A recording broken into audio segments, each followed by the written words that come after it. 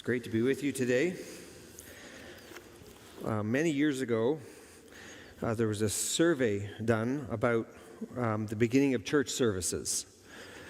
And the results of the survey were that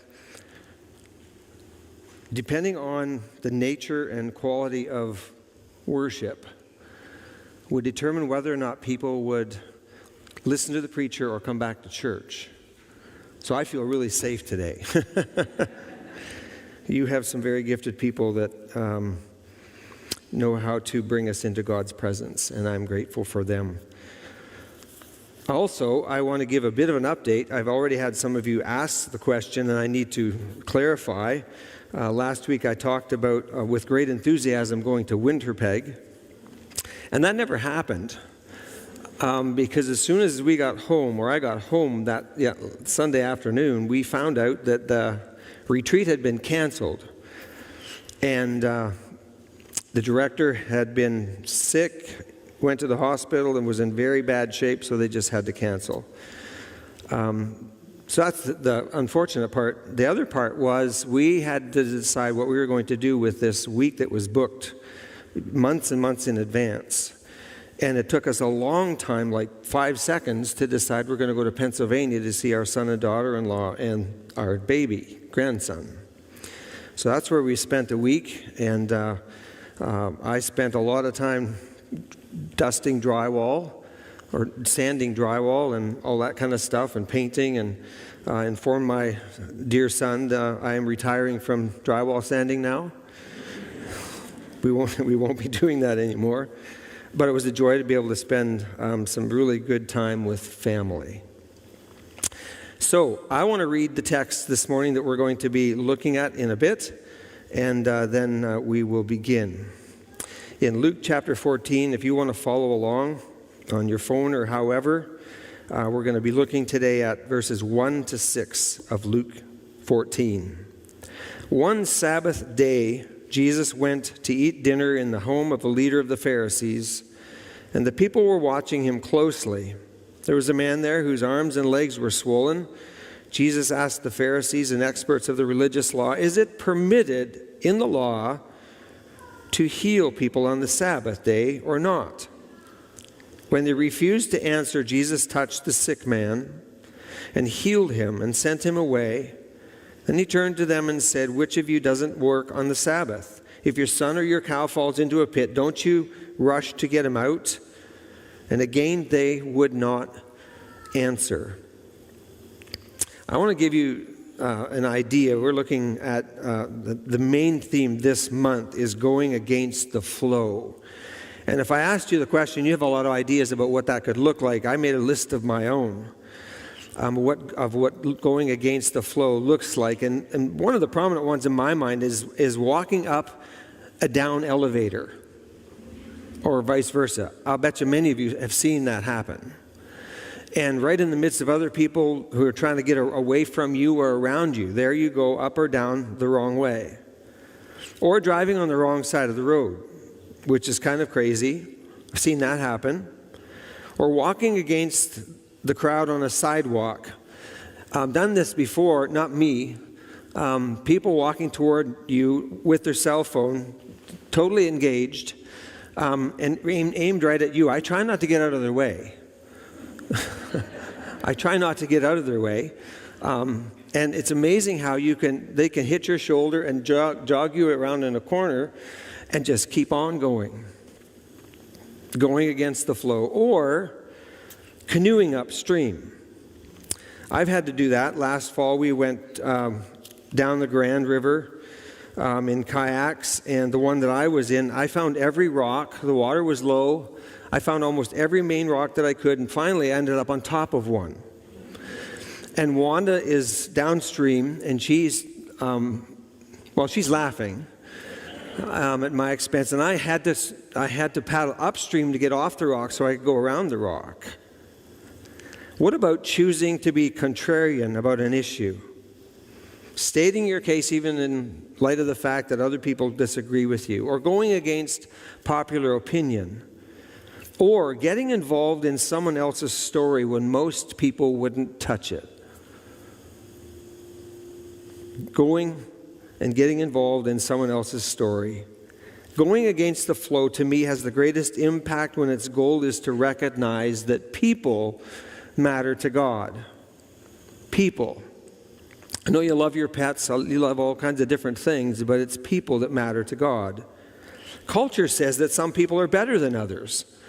Culture says that some people are more important than others and even more valuable than others. And we see it in how society views or treats certain groups of people, like the homeless, the marginalized, those on the fringes that we're not sure how to handle, so we ignore them. Even when they live next door to us, or even when they come to our church, it's just easier to stick with what we're used to. Jesus, on the other hand, teaches and models that it is not just some people who matter in his eyes, but that all people matter to God, regardless of our opinion, regardless of what we think it should be like. Jesus inspires us to go against the flow, to reach out and enter the world of those most avoided or the most labeled. Why? Because people matter to him. The first and only being created in God's image, the human being, is what God values most. And it's right across the board. Everything you could imagine about a person, God still says those people are valuable. We matter most to God over every other living thing he ever created, no matter how precious we think other things are. And this truth should shape and inform how we view people. And the problem is, we wrestle with something like this because when we discover or attempt to try to get into people's worlds, we realize that it's messy. And the thing that I've discovered over the years that continues to prove true is that God works in the context of messy. Messy never gets in the way of what God wants to do. Messy actually becomes the base of what God can do in people's lives. We need to go against the flow, certainly, of racism and judging. We need to go against the flow of stereotyping, of putting people into categories and boxes that we think we can manage. And even of seeing people as us and them. I heard somebody say that this last week. Those people. Hope you aren't one of those people. Because it makes it very difficult when we talk about us and them to in any way try to connect and have a meaningful relationship. Now, we're naturally drawn to people who are like us. Sometimes that's scary too. People we relate to, people we can identify with, people that we just feel natural together. And one of the reasons we do this is because we are known to each other, and therefore it gives us this sense of safety in being together. The problem is it's hard for other people to fit in. There's no entry point because we've kind of sealed it off because there's 4 of us and that's all we want. And that happens sometimes in small groups, and it becomes a caustic place because it's all about us rather than what God might want to do in a bigger picture through us. In the church, we go against the flow when we get unstuck from the past. We go against the flow when we leave a black and white and legalistic world and enter God's world of color, creativity, and freedom. And we go against the flow when we remove the handcuffs of our own traditions. I have a very dear pastor friend of mine. He's retired now, which bothers me too. And I remember when he was key in planting a new church.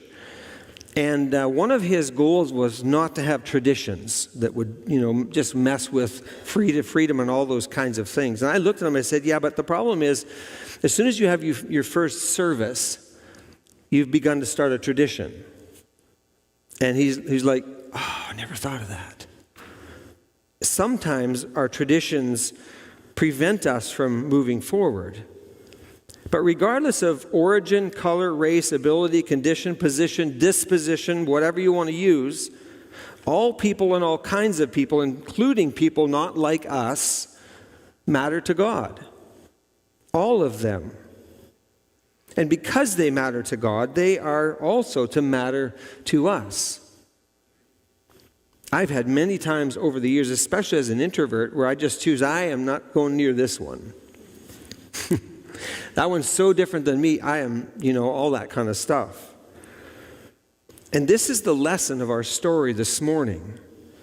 In this passage that I read and in the next, Jesus' teaching is set on the context of a meal at the home of a prominent Pharisee. I'd call it the ultimate potluck. Mind you, a Sabbath meal has nothing to do with a potluck, but that's my choice. So there's two themes in this text this morning. The one theme is criticism of the Pharisees for their pride and their hypocrisy, which was so blatantly obvious.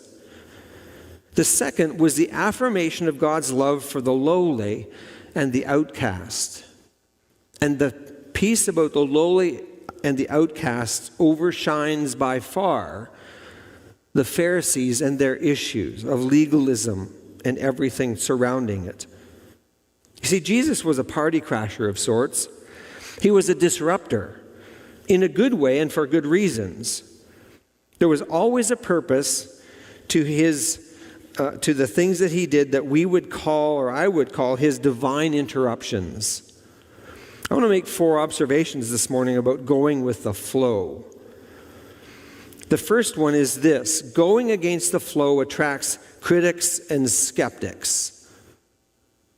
Because anytime you want to step off the beaten trail, somebody's going to say something. Why are you doing that? You shouldn't be doing that. Stop doing that. And they got a whole other load of that stuff that they want to give to you. On one Sabbath day, verse 1 says, Jesus went to dinner in the home of the leader of the Pharisees, and he was being closely watched. Closely watched. Do you like being watched when you eat? Do you? I don't. I don't like being watched. One of the places I really don't like being watched is when I'm trying to type something and somebody comes and looks over my shoulder. I immediately make more mistakes than I've ever made in the last couple of weeks. Usually I ask them, can you leave? I say it in a more polite way, but I can't be productive when somebody's looking over my shoulder, counting how many mistakes I make. On the Sabbath, there were typically 3 main meals. The Sabbath meal, which was prepared the day before and kept warm, was around noontime after the synagogue service. And it was common to invite guests to the Sabbath meal. Understand that there were people, as we already heard, that were watching him closely.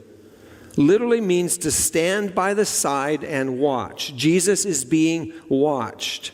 They're waiting for an occasion to complain. They're waiting for some reason to say something. Another commentator said, evidently, the Pharisee has less than honorable motives for inviting him to a meal, because the word means to observe, especially with sinister intent. They're not just casually looking at this. They want to see action taken against him if they could find it. Observation. Actually, I got an illustration about that I think is important. It just makes sense to me, this standing by and watching. A number of years ago, I had a funeral of a total stranger. The only connection with the stranger was that my wife had a friend who knew somebody about this lawyer who needed someone to do his service. So in that long, weird, complicated place, I head to Toronto and I go to this funeral home and I get up to do my thing and I'm standing looking, and in this one section there was about, I guesstimate about 16 lawyers. That's the only people that are in the building were lawyers. 2 rows. They're taking up 2 rows, and they're all sitting there like this. And I get up in front of them, and it's like, oh no. And what I'm seeing from their body language is, I dare you to prove it. They're watching. But then, I got a little slice of reality when we were all walking through the parking lot. Well, I wasn't walking with the lawyers, but the lawyers are all walking through the parking lot telling lawyer jokes. They're a unique bunch. They watched him closely. Observation number 2, going against the flow enables us to see those in need. I think because we're paying attention. I think because we're not oblivious to suffering. We're not oblivious to stuff that people go through. We were, one of the fun things that Wanda insisted that we do was to go to Hershey. Of course, Hershey's famous for chocolate, and I thought, well, I'm not going to argue about that. So we went on a tour, and we got some free samples and all that kind of stuff. And while we were eating our ice cream that was made in right there, this lady dropped her cane. And when something happens around you, you only have a few seconds to decide what you're going to do about it. Only a few seconds to miss an opportunity. And immediately, she's I would say a pretty fragile lady by my estimation. She was just trying somehow to reach down like this. And in those couple of seconds, I quick got out of my seat and went over and picked it up and handed it to her. And she was so grateful. And I can never do that again. I had one chance just to be kind. And I don't know what it meant, but she was very appreciative that I did that. But I was paying attention. Part of me wanted to go as an introvert again, go like this and look the other way. But that wouldn't have worked because I knew I would have been doing something I shouldn't have been. So going against the flow enabled us to see those needs. There in front of Jesus was a man suffering from dropsy. Note this, Jesus was always sensitive to suffering. Always. It was in his stories, in his best stories. It was in some of his parables. You could see this was so important to Jesus. Jesus was drawn to this man because his health and his life mattered to God, mattered to Jesus. It was important to him. It's the same way that Jesus looks at you. And you think all kinds of things about yourself that are they're not very positive at all. But God sees the real you, and he knows how he made you and what you're for, and all those kinds of things, your purpose, the meaning, what life is to be like for you. And sometimes we have to realize that God looks at us in a beautiful way. So this man had dropsy, which is an excessive accumulation of fluid in spaces of the body cavity, causing excessive swelling and all kinds of, I'm sure, pain. And Jesus sees this. And in fact, probably everybody noticed this because it would have been so evident to them in the crowd. It's not clear whether the man was an invited guest. It wasn't clear whether he was planted by the Pharisees to provoke Jesus to heal, or whether he was an uninvited guest who just came to find Jesus, which has happened a number of times to Jesus. Observation number 3, going against the flow threatens status quo.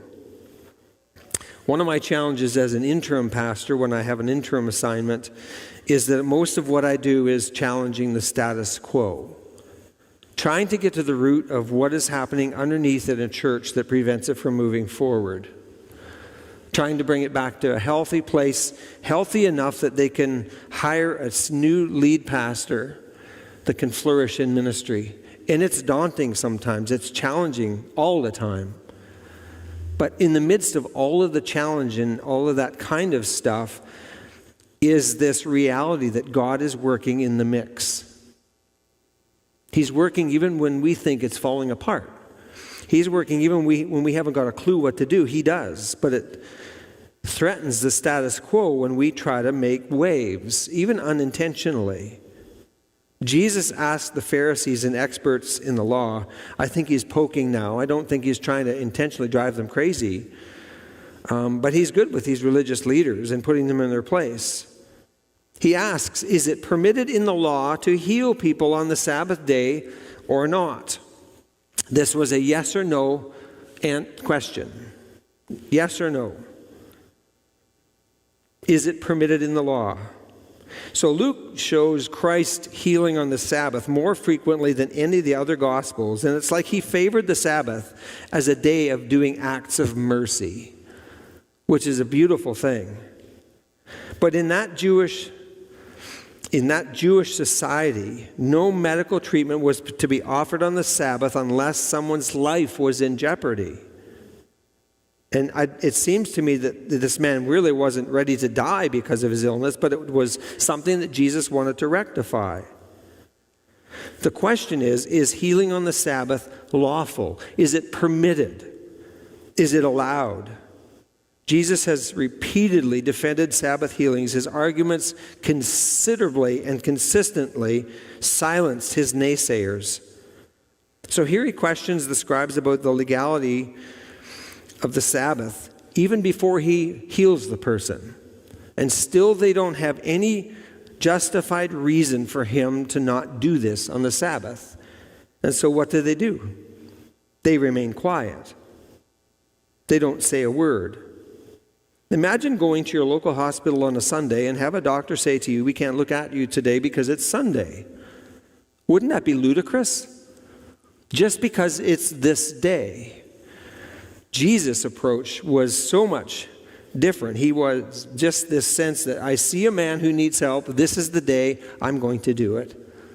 If it was your brother, your aunt, your uncle, your mom, your dad, and that was the person in front of Jesus, would you object?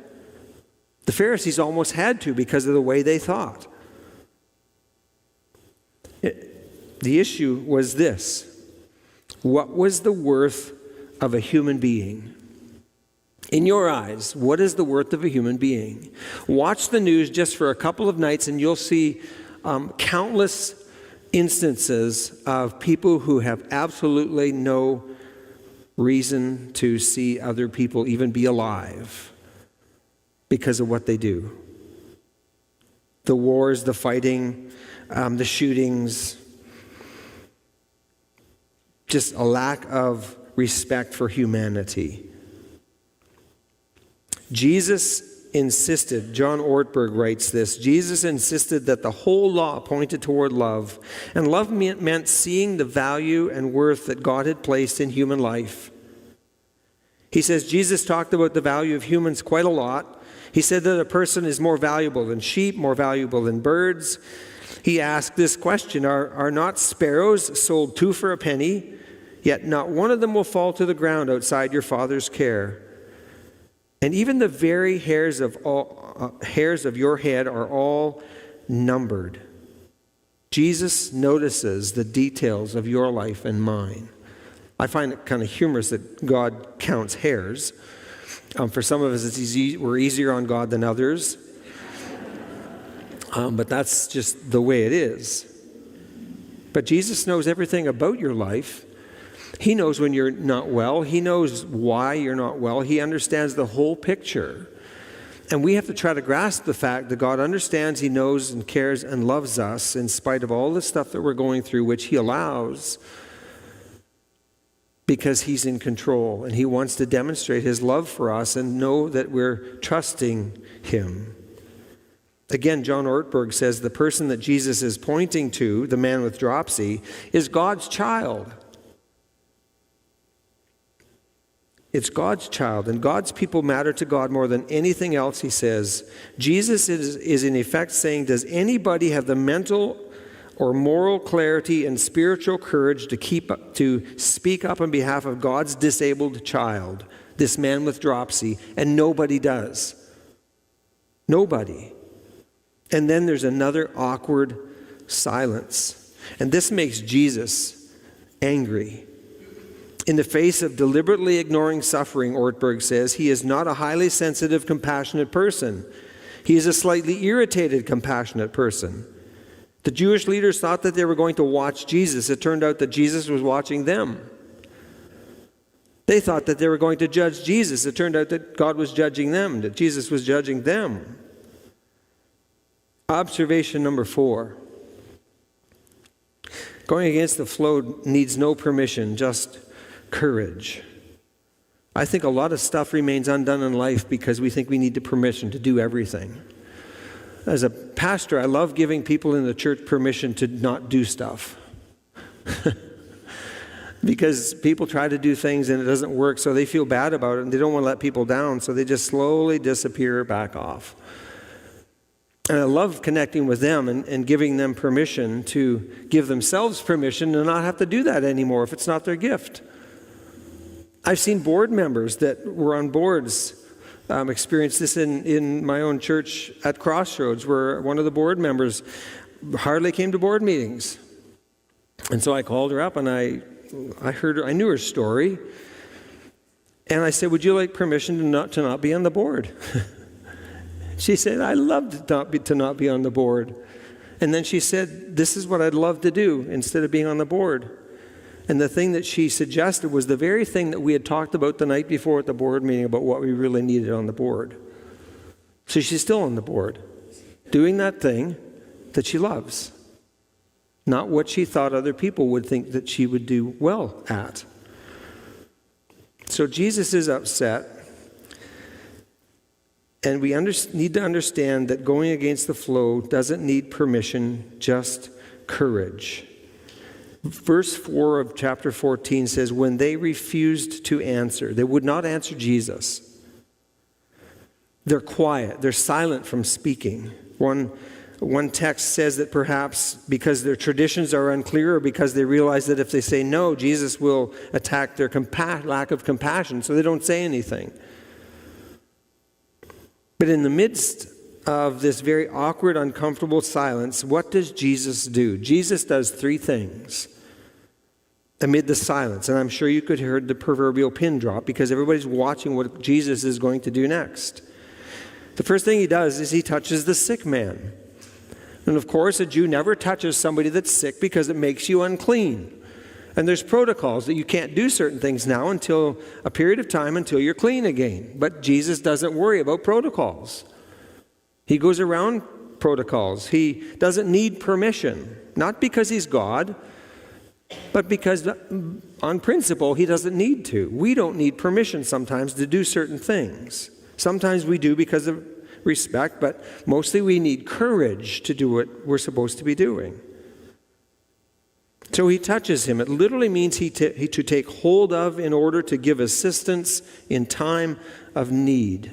I see Jesus in my mind laying his hands on this man's shoulders or something. Second thing he does is he healed him. The word literally means to cure, to restore to bodily health. The fluids are gone.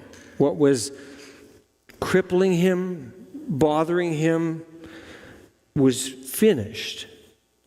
He was healed. Nobody had an answer for it. Nobody could say anything about it. But they knew that it happened right in front of their eyes, including the Pharisees, who are so against doing such a thing that would bring somebody freedom. And then the third thing that Jesus did was sent him away. It can mean to unbind, which could apply to the disease or sickness, to be relieved from that. But simply it means to let go free and to send away. I imagine Jesus said, go home. Because maybe because of his condition, he couldn't go to very many places. But he just set him free. You can go now. So for the rest of the piece that we're looking at, he's not there anymore. He's talking just to the people who are remaining. So after he sends them away, verse 5 says, he turned to them, that is the religious leaders, and I think with a bit of, because he's not really happy, he's peeved, he turns to them and asks, which of you doesn't work on the Sabbath? If your son or ox falls into a pit, don't you rush to get him out? The answer would be, of course we do. It was accepted to do that. But they had limits. They had rules, a lot of rules. Common humanitarian, not to mention economic necessity, taught them that it was right to show mercies to animals on the Sabbath because it was their livelihood. Should not the same principles be applied in showing mercy to a suffering person? Someone who needs help? Even if it's as simple as picking up a cane for an elderly lady who has difficulty getting down to do that herself? There they are. A source says that it is written in the rules, that would be the Pharisaic stuff about Sabbath, human beings may be rescued on the Sabbath. Listen to the insanity here. Human beings may be rescued on the Sabbath, but one must not use a ladder, a rope, or another implement to save them. Hello! Try harder. I can't give you a rope, but my arm's not that long. Think of it. How insane. We can pull an ox out, but we can't get our son. If your son was, we've seen the stories on TV over the years with people young kids even, who've fallen in pits, down drains, whatever. It's just heart-wrenching. And you know that the parents that are probably an annoyance and in the way would do anything to have their child in front of them again, standing healthy. But we have rules. I think that if they had answered Jesus' questions, because they didn't make a reply, probably because they didn't have the courage or the ability or the insight to answer Jesus, that if they had answered, that they would have indicted themselves. If they answered, they would have incriminated themselves. If they answered, they would have made a fool of themselves, because they had no real answer other than the fact of what they saw Jesus do, and they just didn't like it. But Jesus didn't need permission, just the courage to do what he needed to do. So once again, they could not answer. The healed man again is gone. He sent him home, but Jesus chose to go against the flow. Sometimes we have to go against the flow. God might be asking you to do something, and you want to do it, and someone says to you, yeah, but you could get hurt, or you could lose the money, or whatever it could be. And immediately they're being this downer on you, rather than to encourage you to do what you believe God's asking you to do. I want to read one scripture. It'll be on the screen. That's very significant to me, and especially related to this theme about being able to speak into the lives of people and to have the freedom to go against the flow, to be a blessing to others.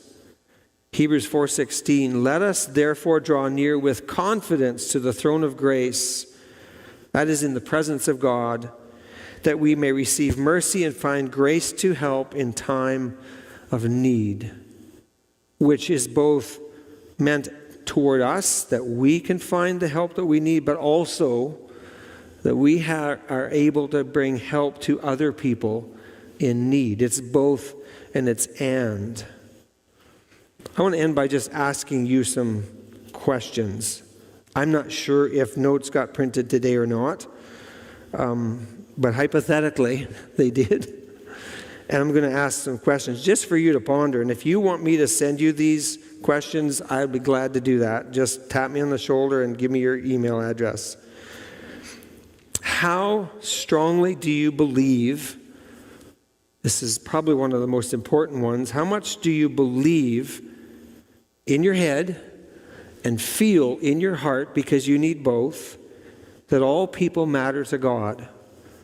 Your answer to that question will determine how effective you are in being a blessing to other people. How sensitive are you to the sufferings of others? Are you blind to the stuff that's going on around you? Sometimes we need to be, because we can't handle that all the time. When God pokes you, do you trust him to give you the courage to go against the flow? Because there's always going to be somebody that has questions. There's always going to be somebody that thinks they have a better way of doing it than God. And they want you to know. Is there something that God has asked you to do that to date you have not acted on, related to doing something for someone else in need? What is more important to you, the security of the status quo or the risk of change? Are you living your life based on other expectations for you? Everywhere I go as an interim pastor, I at some point early on say, you know what? I do not care what people think, especially about me. And I say that everywhere. And I unpack that and I explain that. What I mean is, I refuse to live by other people's expectations of how I should live. I know all kinds of people that aren't pastors that want to give me advice on how to be a better pastor. They just have the idea of the best way to do the things that I need to do. Are you living based on other people's expectations for you or for God's? What will it take for you to step in or step up to help someone in need? Because it's going to cost you something. Not necessarily financially, but probably time, physical, emotional energy. If you really want to care about somebody, to care about them, it will bring something out of you. There's a draining piece to that. But it's beautiful, and it's really rewarding. Finally, are you willing to get your hands dirty like Jesus, touching the lives of other people? The parable of the Good Samaritan comes to my mind. He set all kinds of rituals and everything else aside when he found this guy, this Samaritan, in a ditch, almost dead. Uses parts of his clothes to bandage him up. He gave him all kinds of stuff to care for the needs that he had. Took him to the inn and told the innkeeper, here's some money, and if it takes more money, I'll pay that when I come back. It cost him something, but it meant life to this Samaritan, his enemy biblically. I pray that this month, as we talk about going against the flow, that you would give yourself more permission to be who you are, especially as you relate to other people. Jesus, thank you for your word. Thank you, Holy Spirit, for the way that you interpret your word into our hearts and minds. And I just pray for everyone at New Life here and at home,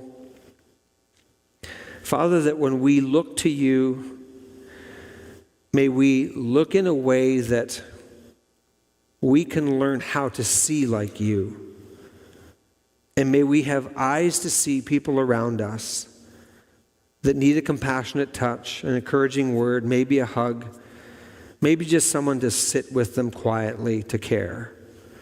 Use us, God, for your glory as we have the courage to make decisions that will lead to a blessing on other people's lives. I pray in Jesus' name. Amen.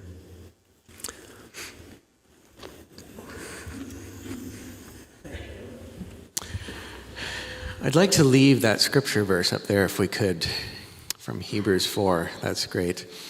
Thank you. Every once in a while at the end of a worship service, a pastor gets up and says, hey, we've reached a moment in our life as a church where we want to have a family chat. And then just like, oh no, what's he going to talk about? This is sort of a good news, hopeful news family chat this morning. And I wanted to leave that verse up there because it speaks to an opportunity that we have right now. If you've been tracking with us for a while, you know that we've been praying an awful lot for people who are struggling in our church family right now. And we are at a moment in the life of our congregation where we have got sort of a real unfortunate number of people who are wading through some pretty deep life waters and struggling with pain of different kinds right now. And just being completely honest with you, we're having a hard time keeping up with it. We have a group of people called our community care team who have some gifts of just, visiting with people, checking in with people in the hospital, sometimes at hospice, making encouraging phone calls, things of that nature. And because we're where we're at right now with the number of people who are just in a bad spot, we would really love to be able to grow that team.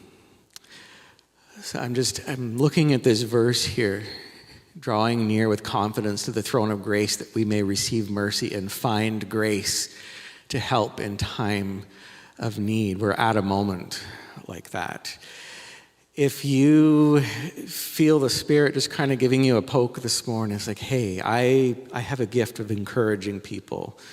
I have a gift of just being able to talk to those who are discouraged. I have a gift of sitting with someone who's suffering. As that quote said up there earlier, Jesus is sensitive to suffering. If that's a gift that you have, you can see when people are hurting and you feel moved to step into those places. We would love to have you consider joining our community care team. There is a huge need for it right now. We say all the time here, we don't use fog, fear, obligation, and guilt when we're bringing these opportunities to serve to people. So I'm not going to use the fog, but if you feel as though the Spirit just might be nudging you, it's like, hey, I can make some phone calls, or hey, I'm good at just talking to people and encouraging. Come find me. I'll be lurking around somewhere here. You can call me during the week, send me an email. You can go sit on the bumper of my car and wait for me to come out this morning. I really want to talk to you and just chat more about what it is to serve one another in our family this way. And while I'm at it, I'm going to throw a couple more on that pile. If you feel you have the gift of working with children, we're at a spot where we file this under good problems to have. We've got lots and lots of kids, lots and lots. You see that when they come out on Sunday mornings, right? They're just like this explosion of childlike energy out of the gym, and they go running and smiling and laughing all over the place. We're at a point where we're going to need to split that big group in the gym in two real soon. And we are in need of folks who have the gift of working with children to help with that. As always, we could use folks who have the gift of pushing buttons and working technology for various things, as well as folks who have the gift of administration. That's one of mine. It's a spiritual gift. Look it up. The gift of administration. Finally, before I let you go this morning, sometimes in our family chats, we need to provide you a little update. And my update for this week is that Heather, who has been manning our church office for the last couple of years, is moving on to other things. So I would encourage you to find her. She's out there wearing a blue t-shirt, helping to fill in with kids this morning. Say thank you to her for all that she's done there. Send her an email this week, pick up the phone and give her a call. She's been a huge blessing to our team, to our church family. She has revolutionized our rentals process. Can't say enough, I did not drag her up on stage with me to do this in public this morning because she's a bigger introvert than I am. But I know she'd probably appreciate just having a quick thank you, a handshake, a hug, something like that, just to thank her for all that she's done. Okay, I am done now. Have a great week, folks. Grab some coffee, meet a new face, and we'll see you next Sunday.